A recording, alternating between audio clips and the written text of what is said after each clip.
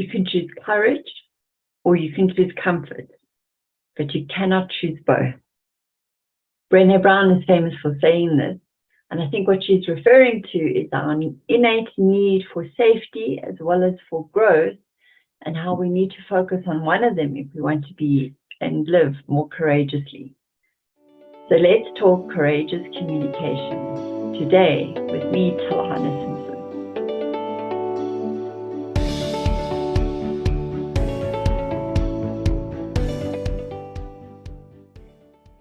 Today in Let's Talk Courageous Communication, I want to focus a bit on the courageous part.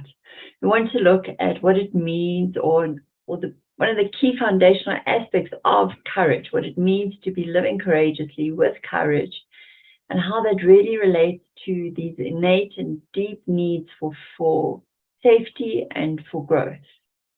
Today I'm going to share a bit from some of the articles I have written on my website. And it's really going to be based around a few different views on growth and safety, and really looking at what is our need and how it relates to us living more courageously.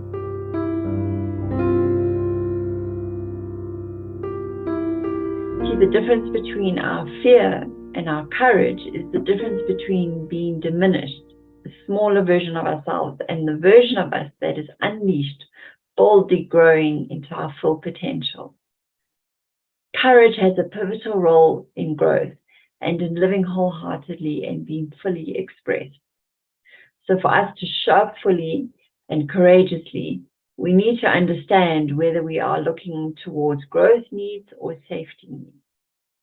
And I recently came across an insightful paper by Nelson Goud about courage, and his definition is such a useful one for us to explore in our quest for being more courageous. His definition is this: courage is the energizing catalyst for choosing growth over safety needs. In humans, we have an inherent force in the direction of growth. We want to thrive more than just survive. We aim to self-actualize, to realize all aspects of ourselves. And as Carl Rogers explains it, we have this strong desire or internal push to expand, to extend, to become autonomous and develop and mature. This tendency to express and to activate all our capacities that we have learned and that we have latent in us. Yet at the same time, we have the impulse to stay safe. We need to have certain basic needs met in order to survive. And these include the physical and the emotional ones. So this impulse for keeping safe can lead us to be defensive out of fear of not being safe. We can regress, move backwards, maybe cling to the past, stay afraid of losing what we might have gained. We are thus more reluctant to take chances, and so we avoid risks. We stay small. We hold back. When our need to grow is counteracted by or is weaker than our need to be safe, we will find it way more difficult to achieve wholeheartedness, wholeness, and reach our full potential. Yet when our fears or our safety forces are equally powerful to our growth forces, a little bit of a gap starts to appear. And to leave that gap, we need courage. Courage is that spark that gives us the inner strength to choose the growth over the safety needs. We can look at Maslow's view as well.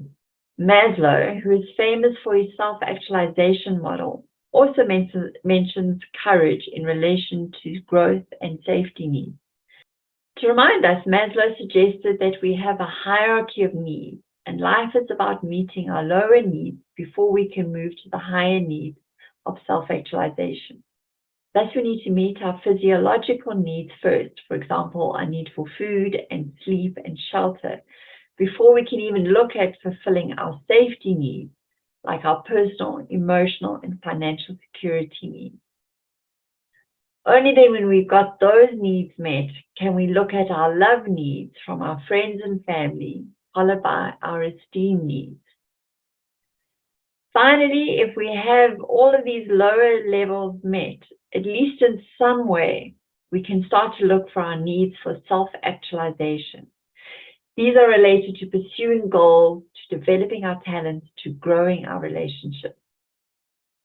Maslow says that a gap forms when our growth forces find themselves up against the equally powerful safety forces, which come across as our fears.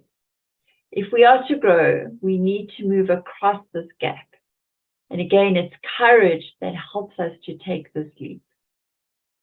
To understand the relationship between fear and courage, we just need to look at the person who remains stuck from fear versus the person who is unleashed and becoming more of all that they can be.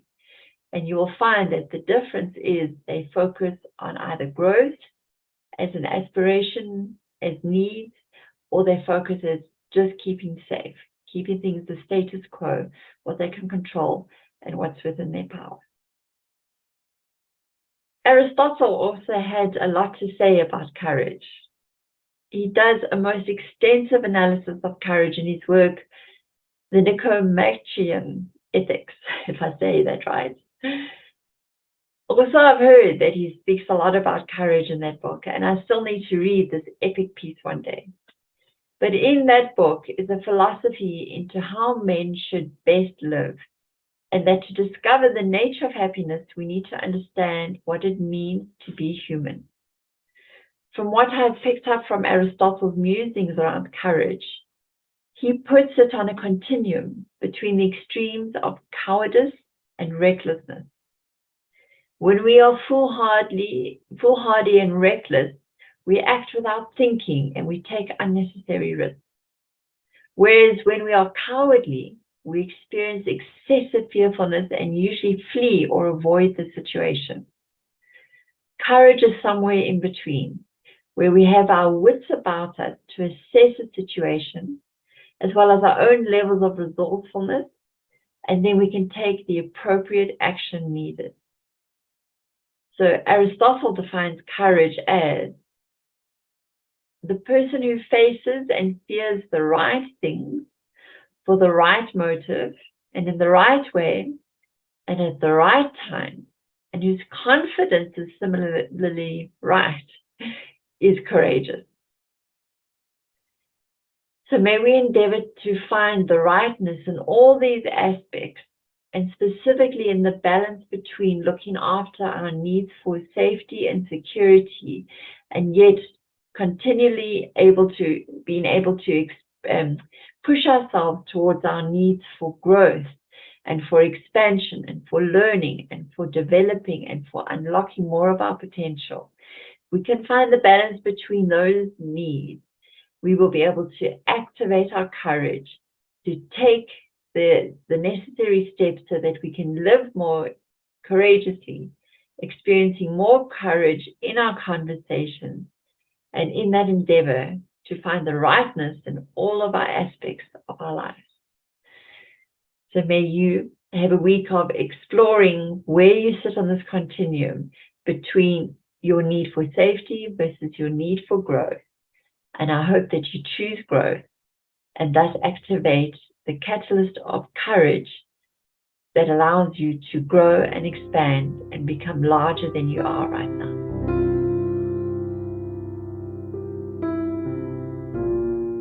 I'm Telana Simpson, and this has been Let's Talk Courageous Communication.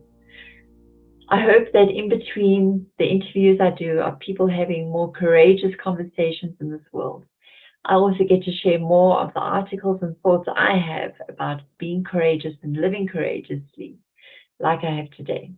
So if there's any topics you would like to hear more of, or any more details on certain aspects of being more courageous in your communication and in your life, please do get in touch. You'll find all my details at innercoaching.co.za/talk communication.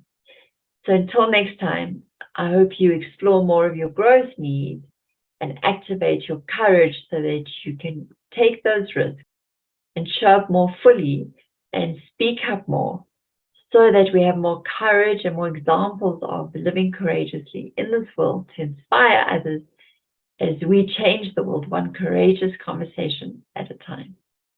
Thank you for listening.